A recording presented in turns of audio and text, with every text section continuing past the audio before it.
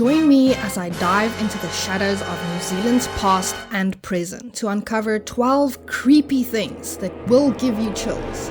New Zealand is known for its stunning landscapes and friendly locals, but beneath the surface lies a history filled with eerie tales and unsettling events that many are unaware of. Uncovering the darker aspects of New Zealand's past can be a challenging task, as many of these stories have been lost to time, hidden away, or even deliberately erased from our collective memory. But by digging deep and sifting through the dust of history, we can uncover the truth, and it's exactly this truth that I'm excited to share with you today. And number 8 will shock your shoes off. The northernmost point of New Zealand is home to Cape Reinga's famous lighthouse, as well as being the point where two oceans collide. According to Maori legend, the location is also known as Spirits Bay and is believed to be a jump-off point for spirits moving on from this world to the next. New Zealand has the highest ratio of sheep to humans in the world, with nearly 30 million sheep and just over 5 million people as of 2024. This means that there's roughly 6 sheep per 1 person on the island. To be fair, if I had to be outnumbered by any creature, I'd much rather it be a sheep than a snake or a spider. Speaking of snakes and spiders, New Zealand has no terrestrial snakes at all, but it's home to the deadly white-tailed spider. Did you just say they're more afraid of me than I am of them?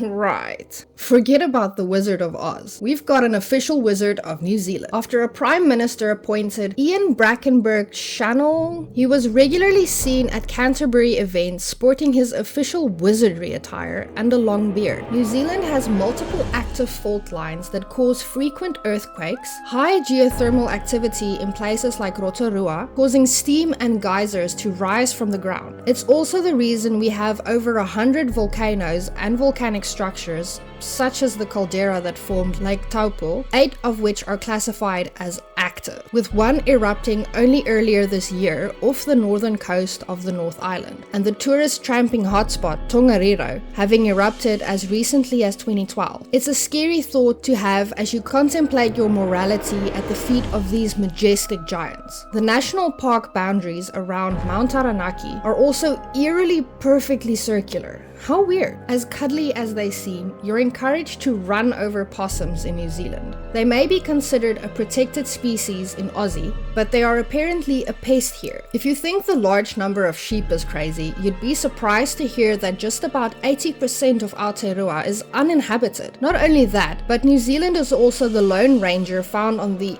empty side of the earth in the Pacific Ocean. New Zealand's medical system has a no-fault compensation system called ACC, designed to give doctors peace of mind and patients compensation regardless of what occurred. You can't sue for medical malpractice. King Seat Psychiatric Hospital in Karaka is alleged to be a haunted location as a result of patients who've claimed to be victims of mistreatment and eventually died. Presently, it's a tourist hotspot owned by a company called Spookers. Hospitals in general give me the creeps.